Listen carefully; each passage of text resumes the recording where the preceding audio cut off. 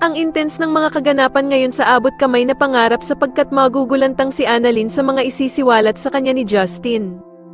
Dito nga ay biglang kakausapin ni Justin si Annalyn at pagsasabihan niya nga ito tungkol sa totoong pagkatao niya at ni Zoe. Samantala ay tuluyan na ngang lumalabas ang totoong ugali ng anak ni Giselle na si Justin.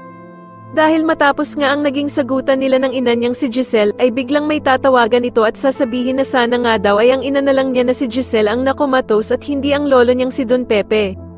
Sa kabilang banda naman ay magmamatigas naman itong bruhang si Moira na pumunta sa Apex kahit nga naba na siya dito. Pero agad naman dadating si Giselle at pagbabawalan niya itong pumasok.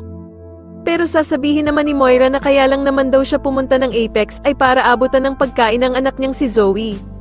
Sasagutin naman siya ni Giselle na hindi na naman daw baby ang anak niyang si Zoe para dalhan pa ito ng pagkain.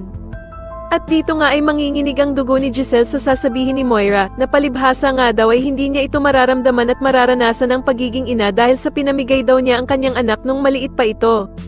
Samantala ay patuloy naman ang pagkakaroon ng anxiety ni Lynette at dito nga habang nagpapahinga siya sa kwarto ay bigla na lamang bubukas ang pinto at iisipin niya nga na may gusto talagang pumatay sa kanya.